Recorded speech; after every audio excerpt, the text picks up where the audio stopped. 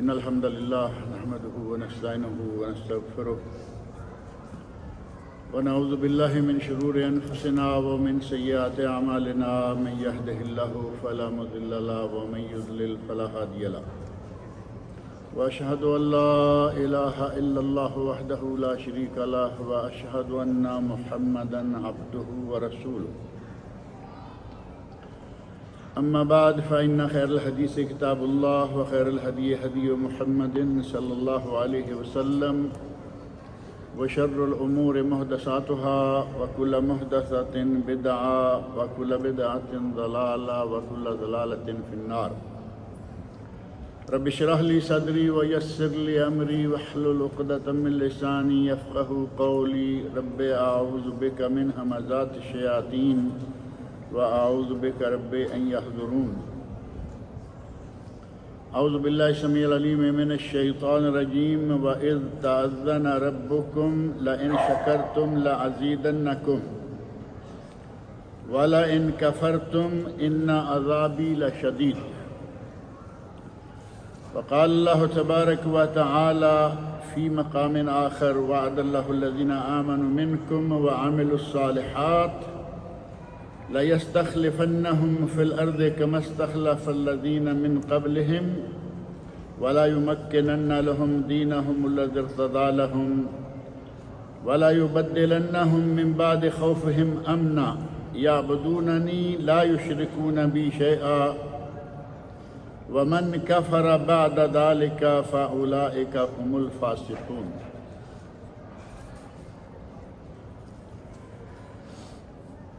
اللہ رب العزت کی ہم پر بے شمار نعمتیں ہیں، اس قدر نعمتیں کہ انہیں شمار کرنا انسان کے بس سے باہر ہے، اور یہ بات قرآن کریم میں اللہ رب العزت نے دو مقامات پر ارشاد فرمائی ہے وَإِن تَعُدُّوا نِعْمَةَ اللَّهِ لَا تُحْصُوهَا، کہ اگر تم اللہ کی نعمتوں کو گننا بھی چاہو تو گن نہیں سکتے۔ اب ایک ایک نعمت کو گن کر اس پر شکر ادا کرنا چاہیں تو یہ بھی ہمارے بس سے باہر ہو گیا۔ جب نعمتیں نہیں گن سکتے تو شکر بھی پورا نہیں کر سکتے، لیکن جتنا ہو سکے اتنا تو کرنا ضروری ہے۔ اور شکر کرنے کے نتیجہ میں جیسا کہ میں نے ابھی آپ کے سامنے سورہ ابراہیم کی آیت نمبر 7 پڑھی ہے، شکر کا بہت بڑا فائدہ یہ ہے کہ شکر کرنے والوں کے لیے اللہ نعمتیں زیادہ کر دیتا۔ پہلے جتنی بھی نعمتیں ہیں اگر ان پر اللہ کا شکر ادا کرے تو اللہ رب العزت کا یہ وعدہ ہے لَإِن شَكَرْتُمْ لَأَزِيدَنَّكُمْ، اگر تم شکر کرو تو ہم تمہارے لیے نعمتوں میں اضافہ کر دیں گے اور بڑھا دیں گے۔ وَلَئِن كَفَرْتُمْ، اور اگر تم نے کفر کیا، نعمتوں کا انکار کیا، کفران نعمت کا ارتکابیہ، تو پھر تم جانتے ہو إِنَّ عَذَابِي لَشَدِيدٌ، میرا عذاب بھی بڑا سخت ہے۔ میں نعمتیں دیتا جاؤں تم انکار کرتے جاؤ تو پھر جب میں پکڑ لوں گا، پکڑنا تو اس کے لیے ہر وقت ممکن ہے، جب چاہے وہ پکڑ لے، لیکن بعض بندوں کو وہ اللہ ڈھیل دیے چلا جاتا ہے، دیکھ لو شاید تم پلٹ جاؤ، شاید تم سمجھ جاؤ، لیکن جب وہ نہیں سمجھتے، نہیں پلٹتے تو پھر اللہ رب العزت پکڑ لیتا ہے۔ اور اللہ کی پکڑ یہاں فرمایا ان عذابی لشدید، میرا عذاب بڑا سخت ہے، اور دوسرے مقام پر فرمایا ان بطش ربک لشدید، تیرے رب کی پکڑ بھی بڑی سخت ہے، اگر اس کی پکڑ میں آ گئے تو پھر بھاگنے کا کوئی راستہ نہیں۔ دنیا میں انسان غلطیاں کر کے، ملک کی نافرمانیاں کر کے، غداریاں کر کے دنیا میں ایک ملک سے دوسرے ملک میں بھاگ جاتا ہے، لیکن یہ دنیا اللہ کا ملک ہے، پوری دنیا۔ اور ملک الملک للہ، یہ سارا پورا کا پورا جہاں جو ہے یہ اللہ کی ملکیت ہے. اس کی ملکیت سے باقی اب کہاں جائیں گے؟ ایک ملک سے دوسرے ملک، حکومت سے، لیکن اللہ رب العزت سے کوئی بھاگ نہیں سکتا. ان بطش ربک لشدید. اور پھر شکر جو ہے یہ عبادات میں سے عظیم عبادت ہے. یہ صرف ایسے نہیں کہ آپ نے اللہ کی نعمت پر کہا الحمدللہ اور بات ختم ہو جائے گی. یہ آپ کا الحمدللہ کہنا یہ بہت بڑی عبادت بھی ہے. اللہ کی حمد بیان کر دی. اور یہاں ایک بات اور ذکر کر دیں کہ کچھ لوگ شکرانے کے نفل پڑھتے ہیں، وہ نبی اکرم صلی اللہ علیہ وسلم سے ثابت نہیں. آپ نے اپنی زبان سے کہنا ہے الحمدللہ، یا جیسے ہم عموماً کہتے ہیں شکر الحمدللہ، کوئی حرج نہیں. اور اپنے عمل سے یہ ثابت کرنا ہے کہ میں اللہ کا شکر ادا کر رہا ہوں. مال دے، خود بھی خرچ کرو، اللہ کی راہ میں بھی خرچ کرو. اللہ رب العزت اولاد دے، اسے دین بھی سکھلاؤ، دنیا بھی سکھلاؤ. اللہ رب العزت کا شکر یہ ہوگا کہ آپ اس کی نعمت کو پائیں اور اس کی نعمت کو سنبھالیں اور اس کا شکر بھی ادا کریں. ایک زبانی شکر اور ایک عملی شکر. مال اللہ نے دیا اور ہم اس پر سانپ بن کر بیٹھ جائیں، جیب پر اتنا سخت ہاتھ رکھیں کہ اس میں سے کچھ نکلنے نہ پائے، یہ اللہ کا شکر نہیں ہے. اللہ کا شکر یہ ہے کہ کوئی نعمت ملے فوری طور پر سجدہ ریز ہو جائیں. شکر کا ایک سجدہ ثابت ہے، وضو ہے نہیں ہے، آپ سجدہ کر سکتے ہیں، لیکن باوضو ہو کر کریں گے تو ثواب بڑھ جائے گا. ایک سجدہ ثابت ہے. اور ہمارا بعض امور پر اللہ رب العزت نے ہمیں بڑی آسانیاں دے رکھی ہیں، ہمارا گزارا نہیں ہوتا. چھوٹی سی ایک سجدہ، ہمیں تو شکرانے کے 100 نفل پڑھنے ہیں. 100 نفل پڑھیں گے، شکرانے کا 100 ریال خرچ کرنے کے لیے تیار نہیں. ہم نے عموماً ہر وہ راستہ اختیار کرنا ہے جس راستے میں خرچہ بھی نہ آئے. منت مانیں گے، یا اللہ میرا یہ کام ہو جائے تو میں 100 نفل پڑھوں گا. منت بھی فری آف کاسٹ، خرچہ کوئی نہ آنے پائے. یہ شکر عبادت ہیں. اس کو جسمانی، مالی، زبانی ہر اعتبار سے شکر ادا کریں، اور دنیا و آخرت کی کامیابیوں کا یہ سبب ہے. اگر کوئی آدمی اللہ کا شکر ادا کرتا ہے، اللہ تعالیٰ اسے دنیا میں بھی کامیابیاں عطا کرتا ہے اور آخرت میں بھی. اللہ رب العزت نے ارشاد فرمایا وَسَيَجْزِي اللَّهُ الشَّاكِرِينَ. شکر کرنے والوں کو اللہ جزا دے گا. اور وہ جزا کیا ہوگی، کہاں ہوگی؟ وَمَن يُرِدْ ثَوَابَ الدُّنْيَا نُؤْتِهِ مِنْهَا. جو دنیا کا اجر و ثواب چاہے گا، دنیا کا مال و دولت چاہے گا، اسے ہم دنیا میں دیں گے. وَمَن يُرِدْ ثَوَابَ الْآخِرَةِ. جو آخرت میں ثواب چاہے گا، اجر آخرت چاہے گا، نُؤْتِهِ مِنْهَا، ہم اسے آخرت کا اجر و ثواب دیں گے. وَسَنَجْزِي الشَّاكِرِينَ. اور ہم شکر کرنے والوں کو بدلہ دیتے ہیں. گویا کہ شکر کے نتیجہ میں اللہ دنیا میں بھی نعمتیں اور کامیابیاں دے گا، آخرت میں بھی نعمتیں اور کامیابیاں دے گا. اور شکر کے نتیجہ میں ہی اللہ رب العزت دنیا کی مصیبتیں، بلائیں دور کرتا ہے، اور آخرت کی مصیبتیں اور بلائیں بھی وہ دور کرے گا. اللہ تعالیٰ نے ارشاد فرمایا ہے اِنَّا أَرْسَلْنَا عَلَيْهِمْ حَاصِبًا إِلَّا عَلَى لُوطٍ نجینہم بسحر. لوط علیہ السلام کی قوم پر اللہ رب العزت نے عذاب بھیجا، پتھر مارے، اور آل لوط کو اللہ رب العزت نے نجات بخشی. نعمتا من عندنا، یہ ہماری طرف سے ان کے لیے نعمت تھی. اور فرمایا کذالک نجزی من شکر. جو شکر کرے ہم اس کو اسی طرح بدلا دیتے ہیں. ساری قوم تباہ کر دی، لیکن شکر کرنے والوں کو اللہ رب العزت نے محفوظ کر لیا۔ لوط علیہ السلام کی قوم، ساری قوم کو برباد کر دیا جو شکر نہیں کرتے، اللہ کی نعمتیں استعمال کرتے ہیں لیکن کفر کرتے ہیں۔ اللہ رب العزت نے سب کو پکڑ لیا ان کے بدعمالی بدفعلیوں پر، لیکن حضرت لوط علیہ السلام کو اللہ رب العزت نے محفوظ کر لیا۔ اور انبیاء اور رسل کا یہ عمل ہے شکر کرنا۔ اگر کوئی اللہ نعمت دے تو اس پر شکر کریں۔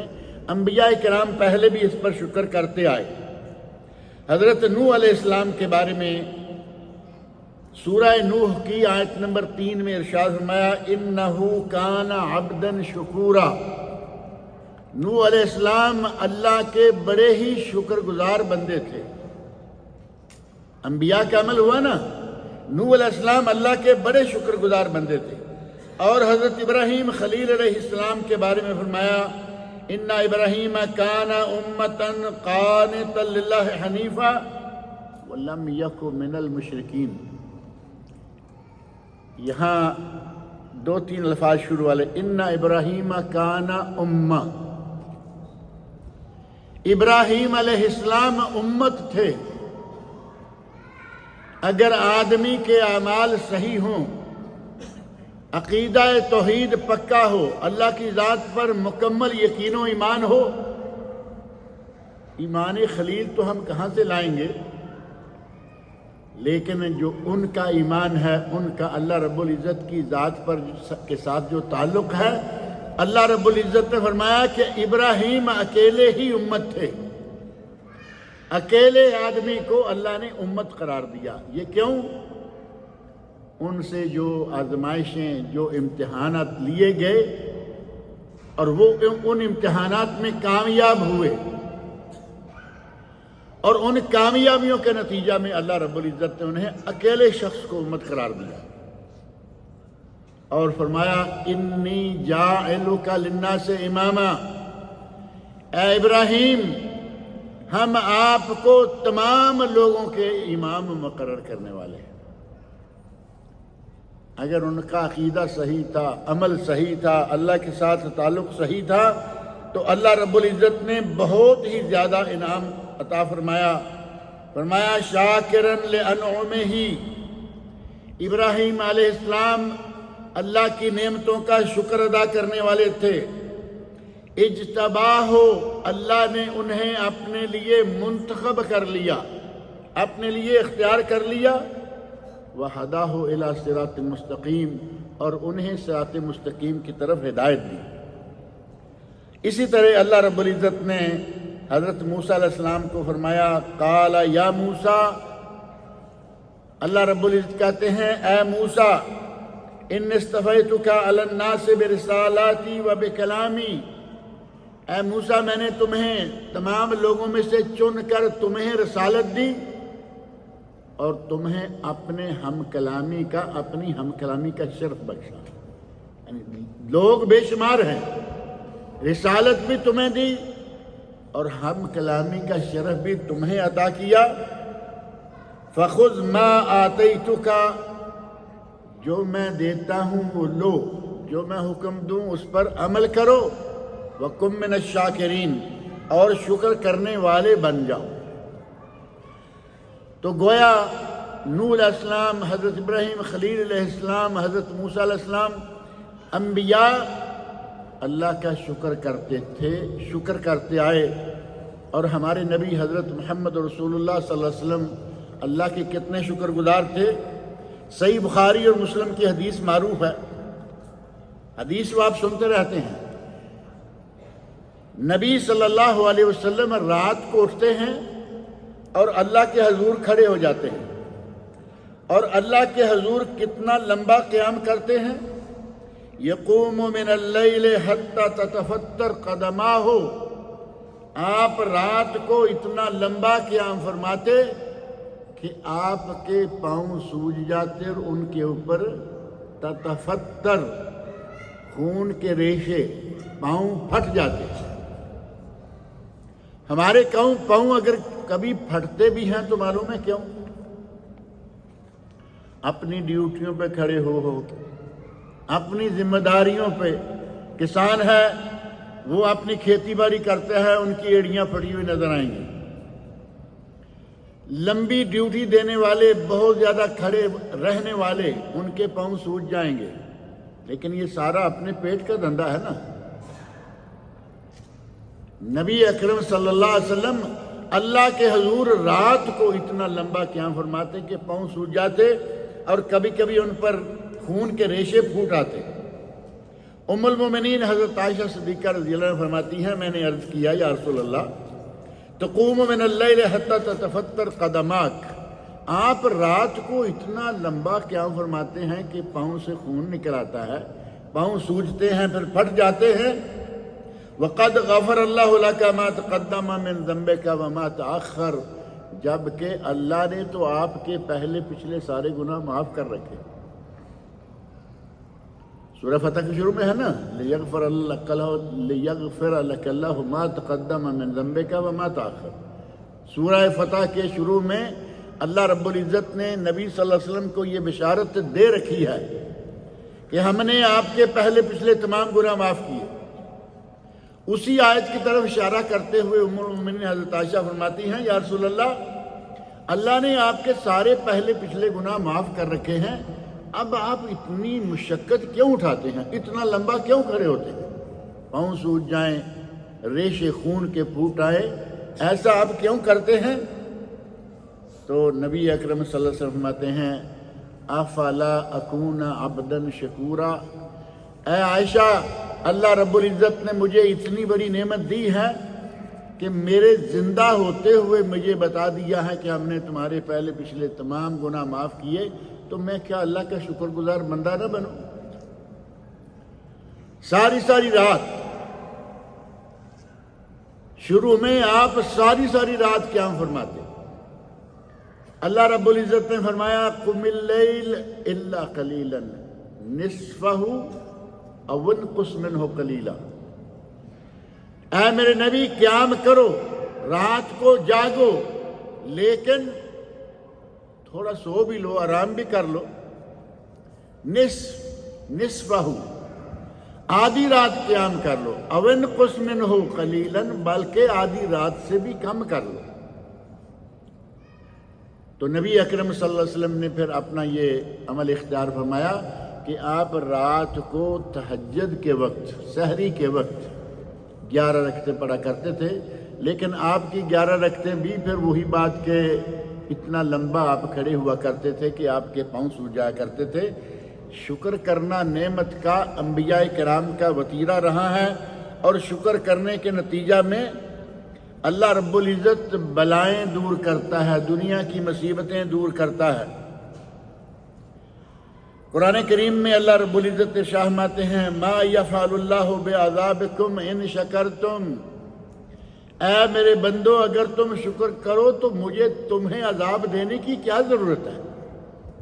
سبحان اللہ، اللہ رب العزت نے کتنے پیار سے، کتنے انتہائی شفقت کے ساتھ فرمایا، میں تمہیں عذاب دے کر کیا کروں گا، لیکن تم بھی تو کچھ کرو، تم بھی تو کوئی نہ کوئی ذمہ داری پوری کرو۔ فرمایا کہ میں ما یفعل اللہ بعذابکم، اللہ تمہیں عذاب دے کے کیا فائدہ اٹھائے گا؟ ان شکرتم و آمنتم، اگر تم اللہ کا شکر کرو تو اللہ پر ایمان رکھو، اللہ تمہیں کبھی بھی عذاب نہیں دے گا۔ اللہ اپنی ناراضگی، اپنا غصہ تمہارے شکر کی وجہ سے دور کر دے گا۔ وَكَانَ اللَّهُ شَاكِرًا عَلِيمًا، اور اللہ شکر کرنے والے کی قدر کرنے والا ہے۔ شاکرن، شکر کرنے والے کی قدر کرنے والا، علیمن، اور وہ بہت ہی زیادہ علم والا ہے، جاننے والا ہے۔ اور اگر اللہ رب العزت کوئی نعمت دے تو اس کی نعمت کا اعلان کرنا، اس نے مجھے نعمت دی ہے، اس کا اعلان کرنا بھی شکر نعمت میں شمار ہوتا ہے۔ نعمان بن بشیر رضی اللہ عنہ بڑے معروف صحابی ہیں۔ حضرت نعمان بن بشیر وہی صحابی ہیں جن کی ایک حدیث، بیان کردہ حدیث معروف ہے کہ میں نے اپنے ایک بیٹے کو غلام دیا۔ حدیث ذہن میں ہے نا، ایک بیٹے کو غلام ہدیہ کیا.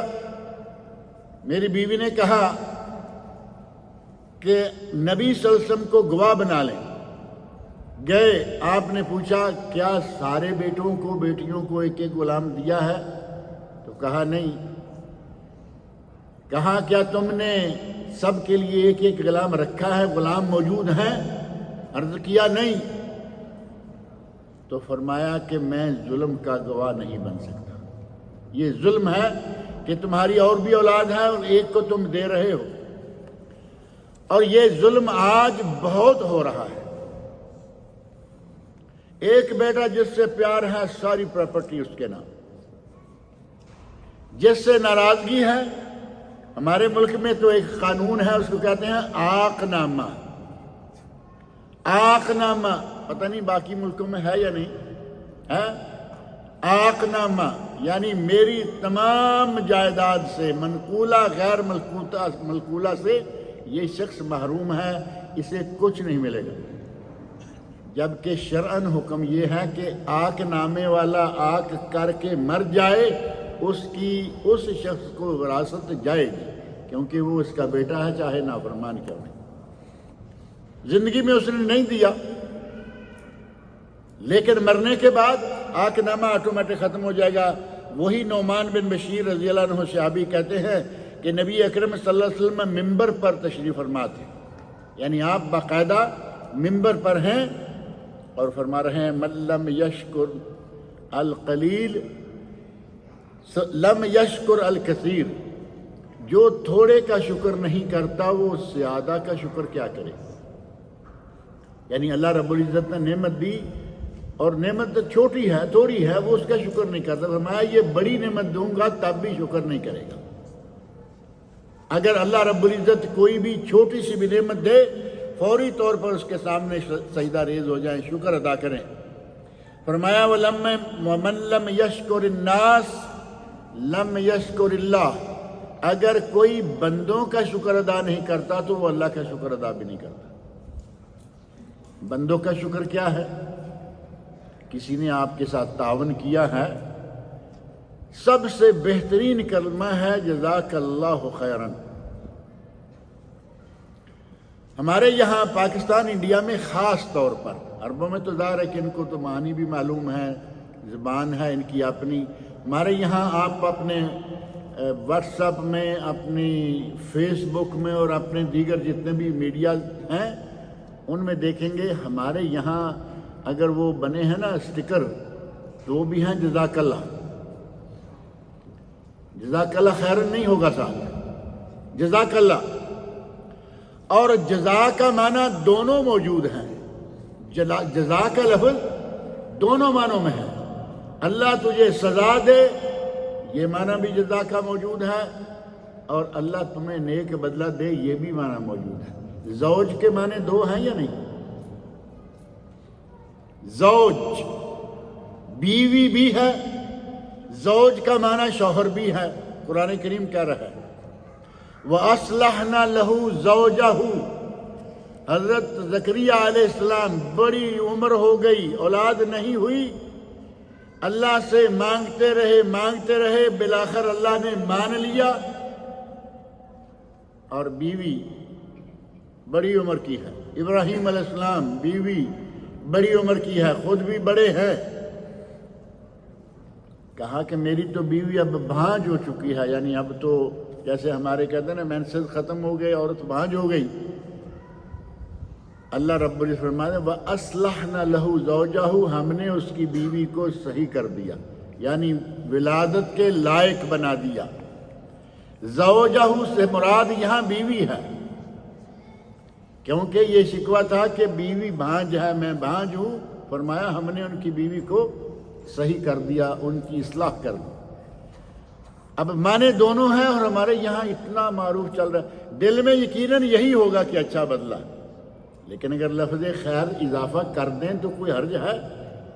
اسٹیکر بنانے والے بھی سنیں, اور جو استعمال کرتے ہیں وہ بھی سنیں, اور جو ہاتھ سے رکھتے ہیں وہ بھی سنیں. جب بھی جزاک اللہ خیرن کہیں گے تو یہ صحیح بدلہ ہوگا, یہ صحیح شکر ہوگا. یا صحیح معنوں میں شکریہ یہ ہوگا کسی اپنے دوست کا، ساتھی کا، رشتہ دار کا، یا جس نے آپ کے ساتھ تعاون کیا ہے۔ اور جب جزاک اللہ کہیں گے تو خطرہ ہے کہ کہیں غصے میں آپ جزاک اللہ کہہ بھی رہے ہیں، دل میں غصہ بھی ہے، تو پھر یہ شکر نہیں ہوگا، یہ کیا ہوگا؟ یہ تو گالی ہوگی، بد دعا ہوگی۔ لہذا یہ خیال کریں کہ لفظ صحیح استعمال کریں۔ من لم یشکر الناس لم یشکر اللہ، جو لوگوں کا شکریہ ادا نہیں کرتا وہ اللہ کا شکر کیا ادا کرے گا؟ التحدث من نعمت اللہ شکر، اللہ کی نعمت کو بیان کرنا یہ بھی اس کا شکر ہے کہ یا اللہ تو نے مجھے یہ نعمت دی، یا اللہ تو نے مجھے یہ نعمت دی۔ وَتَرْكُهَا کفر، اللہ نعمت دے اور اس پر حرکت تک نہ کرے، یہ کفران نعمت ہے۔ والجماعت رحمہ، اکٹھے رہنا، مل کر رہنا، جماعت کے ساتھ جڑ کے رہنا، یہ باعث رحمت ہے۔ والفرقۃ عذاب، اور تفرقہ عذاب ہے۔ تفرقہ کے عذاب ہونے میں کسی کو شک ہے؟ دھڑے بندیاں، جماعتیں، یہ وہ کس قدر عذاب بنایا ہوا ہے ان جماعتوں نے۔ اور نبی اکرم صلی اللہ علیہ وسلم کا یہ ارشاد مسند امام احمد میں حدیث میں کہ تفرقہ عذاب ہے، اور شکر کرنا ہر نعمت پر۔ اور اگر نعمت توحید حاصل ہو تو اللہ رب العزت پر حکومت بھی دیتا ہے، حکومت، اختیار، اقتدار۔ میں نے پہلی آیت کے ساتھ دوسری آیت پڑھی تھی جو سورہ نور کی آیت نمبر 55 ہے۔ وعد اللہ الذین آمنوا منکم وعملوا الصالحات، جو تم میں سے نیک عمل کریں، ایمان لائیں اللہ کی ذات پر صحیح معنوں میں، لَيَسْتَخْلِفَنَّهُمْ فِي الْأَرْضِ، اللہ انہیں زمین میں اقتدار عطا کرے گا، زمین میں حکومت عطا کرے گا۔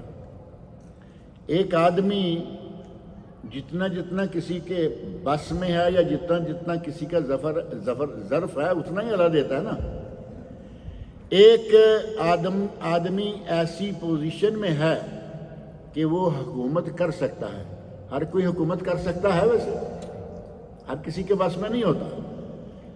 ایک آدمی جو اس لائق ہے کہ وہ حکومت چلا سکے اور وہ اللہ پر ایمان رکھتا ہو، عمل صالح ہو، اللہ رب العزت اسے حکومت دے گا، پورے ملک کی نہیں، کسی صوبے کی دے گا، صوبے کی نہیں، کسی ضلع کی دے گا، ضلع کی نہیں، تحصیل کی دے گا، کہیں بھی نہیں دے گا تو کم از کم اپنے علاقے میں اللہ تعالیٰ اسے اقتدار عطا کرے گا، لوگ بھی عزت کریں گے، احترام کریں گے، بات مانیں گے۔ یہ اللہ رب العزت کی طرف سے ہے۔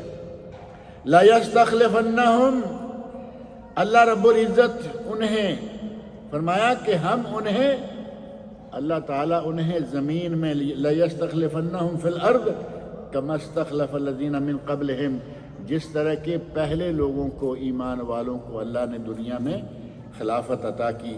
وَلَا يُمَكِّنَنَّ لَهُمْ دِينَهُمُ الَّذِي ارْتَضَىٰ لَهُمْ، جس دین اسلام کو انہوں نے پسند کیا اللہ تعالیٰ اس میں انہیں تمکنت عطا کرے گا۔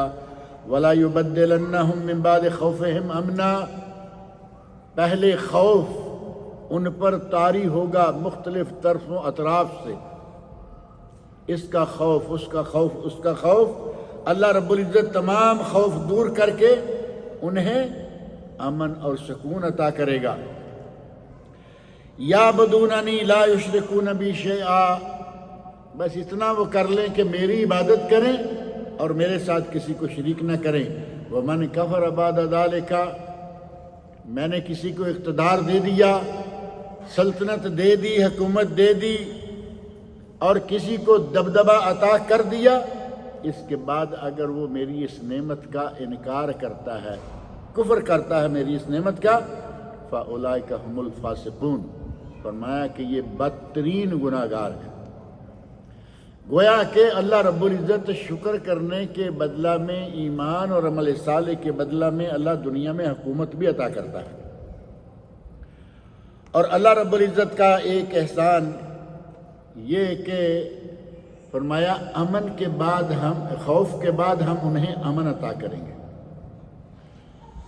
یہاں ہم سعودی عرب میں ہیں اور آپ کے علم میں ہے کہ بد امنی، چوری، ڈاکے، حاجیوں تک کا مال لوٹ لینا، عام راستے میں جاتے آتے لوگوں کے ڈاکے اور ان کو روکنا، قتل کرنا، مار داڑ، قتل و غارت، جتنا کچھ یہاں ایک عرصہ پہلے مشہور تھا، آپ لوگوں نے سنا ہوگا نا، حاجی قافلوں کی شکل میں، ہوائی جہاز تو اب آئے نا، ہوائی جہاز اب آئے ہیں، پہلے باری جہاز، اور اس سے پہلے پیدل، اونٹ یا گھوڑے، اونٹ یا گھوڑوں پر ایک قافلہ آ رہا ہے۔ اب سعودی عرب صرف اتنا ہی ملک جو ہے، یہ بھی کوئی چھوٹی سی جگہ تو نہیں ہے نا، کہاں نجران ہے، کہاں مکہ ہے، کہاں ہم ہیں، کہاں مکہ ہے، یعنی 2-2.5 ہزار کلومیٹر ادھر ادھر پھیلا ہوا ملک ہے۔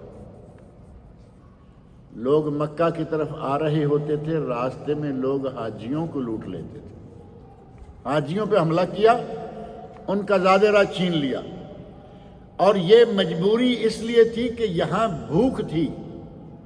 آج اللہ رب العزت کی نعمتیں آپ دیکھ رہے ہیں، یہ اللہ رب العزت کا بہت بڑا احسان ہے۔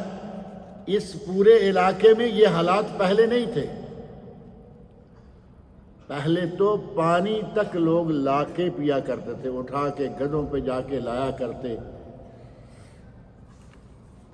یہاں کے ایک شیخ ہیں، بہت بڑے شیخ، میں گاڑی میں جا رہا تھا تو میں نے ریڈیو لگایا ہوا تھا، ریڈیو سے وہ سوالوں کے جواب دے رہے تھے۔ یقین مانے ان کا وہ طرز، ان کا وہ بیان ایسا دماغ میں بیٹھا۔ کسی نے سوال کر دیا کہ جی ہم جس مسجد میں جاتے ہیں اس مسجد میں زیادہ تر وافدین ہوتے ہیں، وافدین سے مراد جو باہر سے آئے ہوئے ہیں، فارنرز کا ترجمہ ہے وافدین، وافدین ہوتے ہیں، اور وہ کام کاج کر کے مسجد میں آ جاتے ہیں تو وہاں پسینے کی ہوا، پسینے کی سمیل آ رہی ہوتی ہے، تو کیا ہم ان لوگوں کو وہاں سے روک سکتے ہیں؟ یہ ہماری مسجد میں نہ آیا کریں۔ سوال کرنے والا سعودی ہے اور جواب دینے والے سعودی شیخ ہیں، ڈاکٹر ہیں، پی ایچ ڈی، اور اللہ رب العزت نے علم دین سے نوازا ہوا ہے، بڑا اللہ نے مقام دیا ہے۔ کہا آج تم کہتے ہو کہ ان سے پسینے کی سمیل آتی ہے کیونکہ آج تمہارے پاس شیمپو ہے۔ عربی میں تو پا نہیں ہے نا، ہم شیمپو کہتے ہیں نا، شیمپو۔ تو وہ بڑے بہترین انداز سے 2-3 مرتبہ بڑے غصے میں کہا آج تمہارے پاس شیمپو آ گیا، آج تمہارے پاس طرح طرح کے صابن ہیں، آج تمہارے پاس طرح طرح کے سائل، یہ جو نہانے اور دھونے کے لیے لیکوڈ ہوتے ہیں، آج تمہارے پاس آ گئے ہیں۔ تمہارے باپ دادوں کے پاس نہانے کے لیے صابن نہیں ہوتا تھا۔ اللہ کی نعمت کا شکر ادا کرو، ان لوگوں کو مسجدوں سے مت روکو، وہ محنت کرتے ہیں اور ان کی محنت کے نتیجہ میں آج شیمپو استعمال کر رہے ہیں۔ یقین مانے سوال کا جواب دیتے ہوئے اس شخص نے ایسا جھنجھوڑا اس آدمی کو، اور یقین مانے کہ آدمی جو بھی سنے، میں تو نہیں کہا کرتا تھا نا، نہ میں نے سوال کیا تھا، اور ریڈیو میں گاڑی میں ہوں، یقین مانے رونگٹے کھڑے ہو گئے کہ اللہ رب العزت کے بندے ابھی موجود ہیں جن کو ان کام کرنے والے لوگوں کے پسینہ سے جو سمیل آتی ہے وہ اسے بھی ناگوار نہیں کر سمجھتے۔ انہیں معلوم ہے کہ یہ کام کرتے ہیں، محنت کرتے ہیں، اور ان کے کام اور محنت کے نتیجہ میں اس ملک میں دولتیں آ رہی ہیں۔ اللہ رب العزت نعمت دے تو اس کی قدر کریں۔ یہاں بھوک ناچ رہی تھی، اور بھوک کے نتیجہ میں لوگ چوریاں اور ڈاکے مارتے تھے، حاجیوں کو لوٹ لیتے۔ حاجیوں کے لوٹنے سے ہمارے پاکستان میں، انڈیا میں ایک ماحول ہے بنا ہوا، کہتے ہیں کہ پیر سب کچھ کر لیتے ہیں۔ ہمارے یہاں ہے نا یہ تصور کہ پیر جو ہیں وہ سب کچھ کر لیتے ہیں، سب کچھ جانتے ہیں۔ تو اسی ماحول سے ایک واقعہ میرے ذہن میں آ گیا ہے، میں نے یہاں ذکر کیا کئی مرتبہ۔ ایک پیر صاحب بیٹھے ہوئے ہیں گھر میں اور چارپائی پہ بیٹھے ہوئے ہیں، لوگ سارے نیچے بیٹھے ہوئے ہیں، جیسے کہ ہمارے پیروں کا معیار ہے پاکستان انڈیا میں کہ وہ جہاں بیٹھیں گے لوگ نیچے رہیں گے۔ چارپائی پہ گاؤ تکیہ لگائے بیٹھے ہیں، نظر ماری کہ یہاں کہیں کوئی ڈنڈا پڑا ہوا مل جائے، ڈنڈا نظر آ گیا، ڈنڈا اٹھایا، چارپائی سے اترے، ڈنڈا اٹھایا، ٹھا ٹھا ٹھا زمین پہ مارنا شروع کر۔ گھر والے ایک مرتبہ تو پریشان ہو گئے، سرکار کیا ہوا؟ تو سرکار کہتے ہیں حاجیاں دا قافلہ، یہ پنجابی میں ہے وہ شعر، کہتے ہیں کہ ایک قافلہ مکہ جا رہا تھا حاجیوں کا، انہیں ڈاکو لوٹنے لگے تھے، میں نے ڈاکوؤں کو مار کے بھگایا۔ اب سارے اشکر اٹھے، سبحان اللہ، ہمارے پیر حضرت سرکار، اس گھر میں کہیں اس پیر کی کم بختی کی سمجھ لیں مثال تھی کہ اس گھر میں وہ بہو کو آ چکی تھی، وہ کہیں اہل توحید عقیدہ والوں کی، جنہیں وہابی کہتے ہیں، وہ کوئی وہابیوں کے گھر سے آئی تھی۔ اس نے اپنے شوہر سے بات کی، کہا میں ایک چھوٹا سا پیر صاحب کا امتحان لینا چاہتی ہوں، اگر میرا ساتھ دو۔ ظاہر ہے کہ وہ ساتھ نہ دیتا تو وہ اس کو پیٹتا۔ اس نے کہا کیوں؟ اس نے کہا کہ میں آج آپ کے لیے ہی کھولنا چاہتی ہوں کہ مکے کے ڈاکوؤں کو پیر صاحب کیسے ہٹاتے ہیں۔ وہ بھی کچھ تھوڑا سا سمجھنے لگا کہ چلیے ٹھیک ہے۔ اب اس نے سسرال کا کھانا پانی تو تھوڑا بہت پی لیا تھا نا، اثر ہونا شروع ہو چکا تھا۔ کہتا ٹھیک ہے۔ خاتون نے چاول پکائے، باسمتی لمبے لمبے چاول، ان میں کوئی گھی وغیرہ نہیں ڈالا، خالص ابال دیے، نیچے رکھا گھی، اس کے اوپر ڈالی شکر، اس کے اوپر ڈالے چول، بڑا تھال بھر کے حضرت کے سامنے پیش کروا دیا۔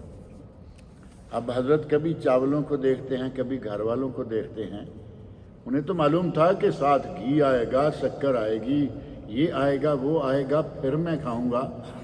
تو حضرت نے دیکھا کہ یہ تو خشک چاول میرے گلے میں پھنس جائیں گے۔ اب وہ کہتے ہیں کہ بھائی تم نے پیر پکڑ لیا ہے تو پیر کی میزبانی کا تمہیں کوئی طریقہ نہیں آتا؟ کہاں کہ روٹی دینے کی تمیز نہیں ہے، پیر کو روٹی کیسے دیتی ہے؟ یہ سارا اشعار میں موجود ہے، پنجابی اشعار میں۔ اب لڑکا جو گھر میں ہے اسے سمجھ آ گئی یا نہیں؟ کیونکہ اس کو پتا ہے کہ نیچے گھی بھی ہے، نیچے شکر بھی ہے، سارا کمپلیٹ کھانا ہے۔ اب اس نے وہی ڈنڈا پکڑا جو پہلے پیر صاحب کے ہاتھ میں تھا اور وہ ڈاکوؤں کو مار رہے تھے، وہی ڈنڈا پیر کو مارنا شروع کیا۔ کہا کہ ابھی تم نے مکہ میں جاتے ہوئے حاجی اور ڈاکو وہ دیکھ لیے تھے، اور اتنا نہیں دیکھ رہے کہ تمہارے چاولوں کے نیچے میٹھا بھی ہے اور شکر بھی ہے۔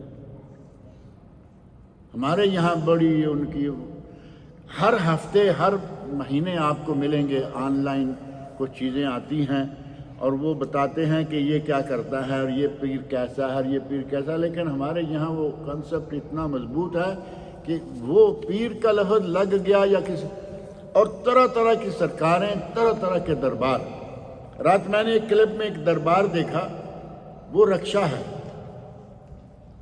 پہلے تو دربار تھے نا شہروں میں، جگہ میں ٹکے ہوئے بلڈنگ ہے، جگہ ہے، اب موبائل دربار بھی آگے چور صاحب، موبائل دربار چلتے پھرتے۔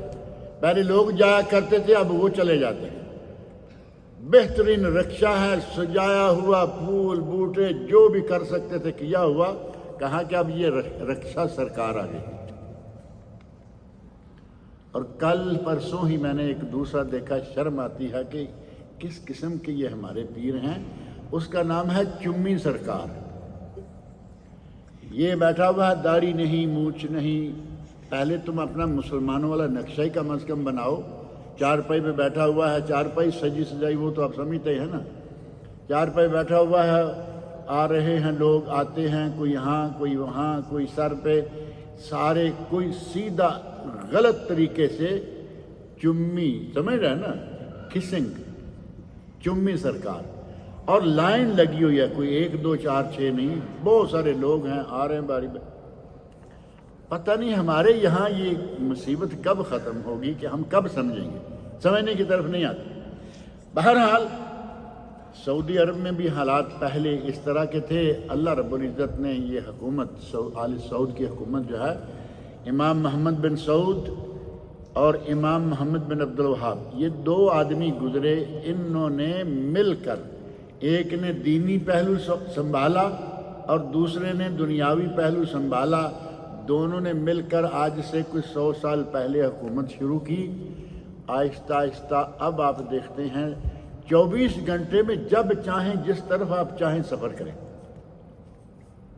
پورے کا پورا ملک مکمل طور پر پرامن ہے۔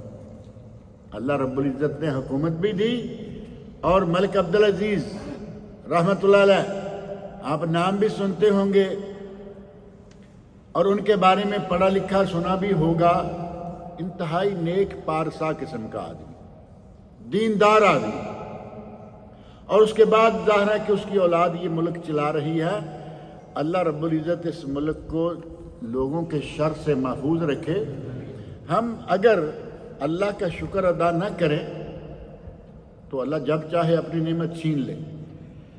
کم از کم آپ تھوڑا سا موازنہ کریں، آپ باقی ملکوں کے ساتھ سعودی عرب کا موازنہ کر کے دیکھیں، آپ کو تمام ملکوں سے بہتر نظر آئے گا۔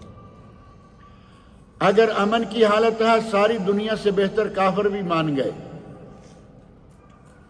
اور اگر ہم اپنے بالکل پڑوس میں دور نہ جائیں، یہ دیکھیں یمن میں آج تک بھی جو کچھ ہوتا آ رہا ہے آپ کے سامنے ہے۔ دڑے بندیاں ہوئیں اور خانہ جنگی شروع ہے، اور شیعہ مسلمان سنیوں کو قتل کر رہے ہیں، اور مسلسل چل رہا ہے سلسلہ۔ پورے کے پورے ملک میں یتیموں کی کثرت، بیواؤں کی کثرت، قتل و غارت کی انتہا۔ یہ کیوں ہے؟ جب اللہ کا شکر ادا نہ کریں گے تو اللہ رب العزت اس قسم کے لوگوں کو سامنے لے آئے گا۔ اسی طرح باقی کئی جگہوں پر یہ حالات ہو رہے ہیں۔ اللہ رب العزت نے اگر امن و امان دیا ہوا ہے ملک میں، اس ملک میں، تو یہ بھی اللہ کی بہت بڑی نعمت ہے، اس کا بھی ہمیں شکر ادا کرنا چاہیے۔ اور اللہ کی نعمتوں کا شکر ادا کرنے کے لیے جب ہم اس انداز میں آئیں گے ملکی یا سرکاری شکل میں، تو یہ شکر کیا ہوگا؟ اس کے لیے ایک شکل یہ بھی ہے کہ حاکم کی اطاعت، ولی امر کی اطاعت، اور ساتھ ہی علماء کے ساتھ ربط و تعلق۔ قرآن کریم میں جو کہا گیا ہے اطیعوا اللہ و اطیعوا الرسول و اولی الامر منکم، اولی الامر میں دونوں لوگ شامل ہیں، حاکم بھی اور عالم بھی۔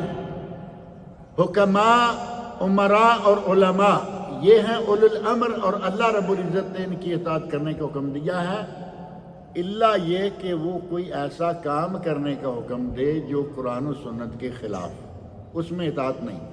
لا طاعت لمخلوق فی معصیت الخالق، یہ نبی اکرم صلی اللہ علیہ وسلم کا ارشاد ہے۔ میں نہیں سمجھتا کہ علماء میں سے کوئی آپ کو غلط راہ دکھائے گا، علماء میں سے کوئی ایسا نہیں ہوگا جو آپ کے لیے جہنم کی راہ دکھائے۔ علماء خاص طور پر معروف ہے سعودی عرب کے علماء میں شرک نام کی کوئی چیز نہیں، پورے ملک میں شرک نہیں۔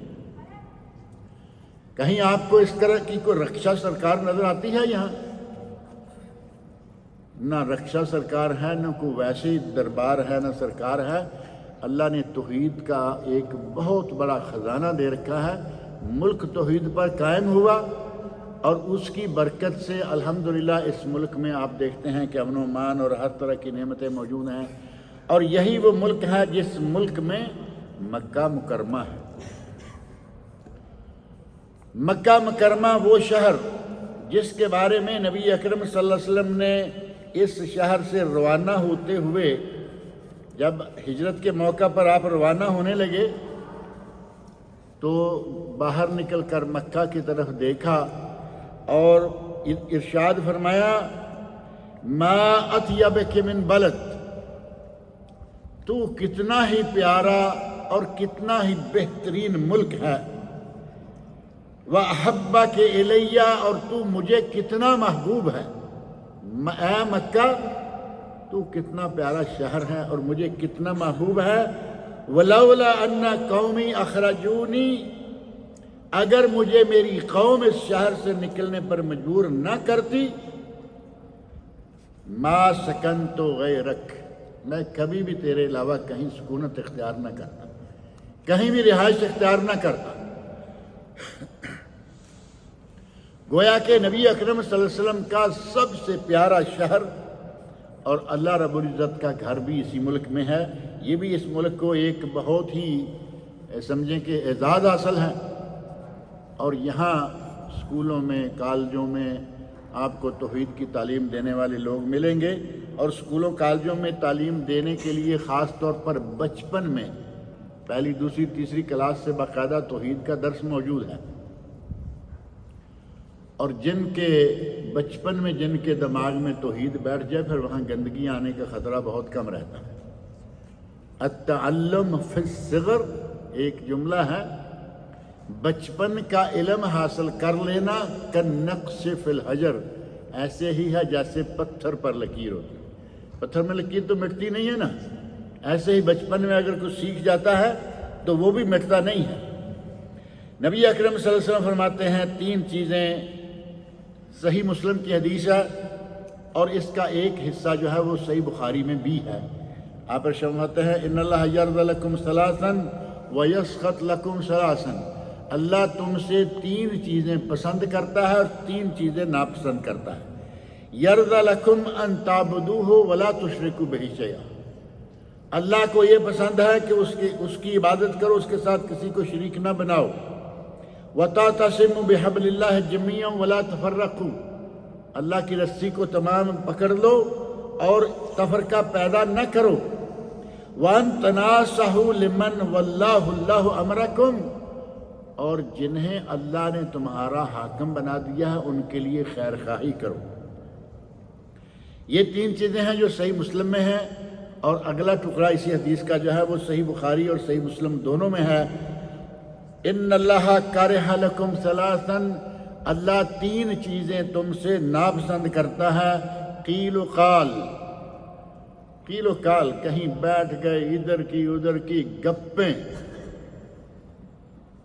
گپیں جو ہیں ان کو کہا جاتا ہے قیل و قال. کوئی فائدہ نہیں، کوئی ضرورت نہیں، بس چل رہے ہیں، گھنٹوں کے حساب سے باتیں کرتے جاتے. بعض علاقوں کے بارے میں تو مشہور ہے کہ ان کی باتیں ختم ہی نہیں ہوتی، ختم ہونے لگتی ہیں تو دوسرے کہتا ہے اور سناؤ، پھر باتیں شروع ہو جاتی ہیں اور پھر اگلا گھنٹہ نکل گیا. یہ قیل و قال ہے. نبی اکرم صلی اللہ علیہ وسلم فرماتے ہیں کہ اللہ کو یہ قیل و قال ناپسند ہے. وکثرت السؤال، بکثرت سوال کرنا، جا بجا سوال کیے جانا، بلا وجہ قسم کے سوال کیے جانا، بکثرت سوال کرنا، یہ بھی اللہ کو ناپسند ہے. وَإِضَاعَةُ الْمَالِ، اور اپنے مال کو ضائع کرنا. یعنی ضائع کرنے سے مراد کیا ہوگی؟ آپ کو اللہ تعالیٰ نے مال دیا ہے، اس مال کو مناسب جگہوں پہ خرچ کرو، جائز جگہوں پہ خرچ کرو. اگر آپ اس کو ناجائز جگہوں پہ خرچ کریں گے تو ضائع ہوگا نا، اور دوہرا گناہ ہوگا. ایک یہ کہ آپ نے اللہ کی اس نعمت کی قدر نہیں کی، ناشکری کی، اور دوسرا یہ کہ اسے ناجائز جگہ پر خرچ کیا. کچھ سوالات ہوں گے، میں نے ایک پورا درس دیا تھا اس موضوع پر، قبر میں اور حشر میں. قبر میں 3-4 سوال اور حشر میں 3-4 سوال. حشر میں ایک سوال یہ بھی ہوگا، نبی صلی اللہ علیہ وسلم فرماتے ہیں کہ بندے کے پاؤں اپنی جگہ سے نہیں ہلنے پائیں گے جب تک کہ وہ حتی یسأل عن 4، جب تک کہ وہ 4 باتوں کا جواب نہ دے. ان میں سے ایک یہ بھی ہے مال. مال کے بارے میں سوال ہوگا، من این اکتسب وفیما انفق، کہاں سے کمایا تھا اور کہاں لگایا ہے یا کہاں گوایا ہے. اگر جائز اور صحیح جگہ پہ لگے گا تو پھر وہ گوایا تو نہیں ہے نا. جائز اور صحیح جگہ پہ خرچ ہو گیا تو وہ آپ کا جائز ہوا، اپنے لیے، اپنے گھر والوں کے لیے، اپنے عزیز و اقارب کے لیے، دوست احباب کے لیے، اور اپنے مسلمان بھائیوں کے لیے، ضرورت مندوں کے لیے. اگر آدمی مال کی اس انداز سے قدر کرے تو یہ اللہ رب العزت کی بہت بڑی نعمت ہے۔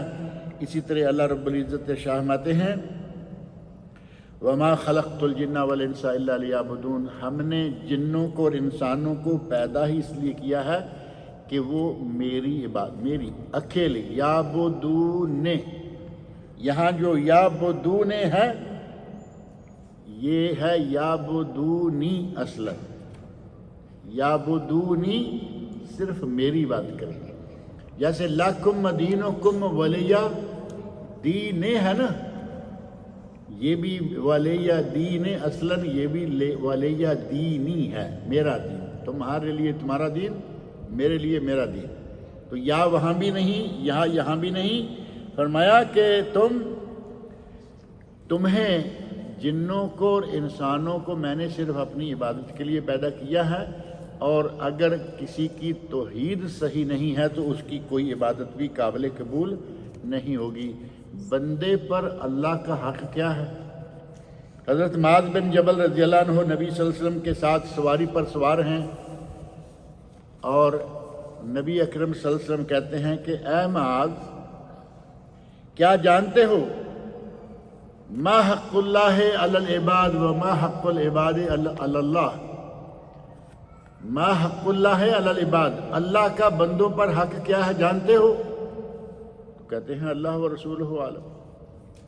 فرمایا حق اللہ علی العباد ان یعبدوہ ولا یشرکوا بہ شیئا، اللہ کا بندوں پر حق یہ ہے کہ وہ صرف اس اکیلے کی عبادت کرے، اس کے ساتھ کسی کو شریک نہ کرے۔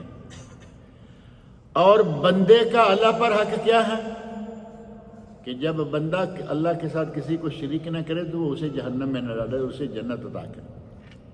اگر توحید صحیح ہے تو سمجھیں کہ انشاءاللہ بیڑا پار ہے، توحید صحیح نہیں ہے تو پھر کوئی عبادت بھی قبول نہیں ہوگی، اور اللہ کی نعمتوں کا ہم جتنا بھی زیادہ شکر کریں گے اللہ رب العزت اتنا ہی ان نعمتوں میں اضافہ کرتا چلا جائے گا، جیسا کہ خود اللہ تعالیٰ نے فرمایا ہے لَإِن شَكَرْتُمْ لَأَزِيدَنَّكُمْ۔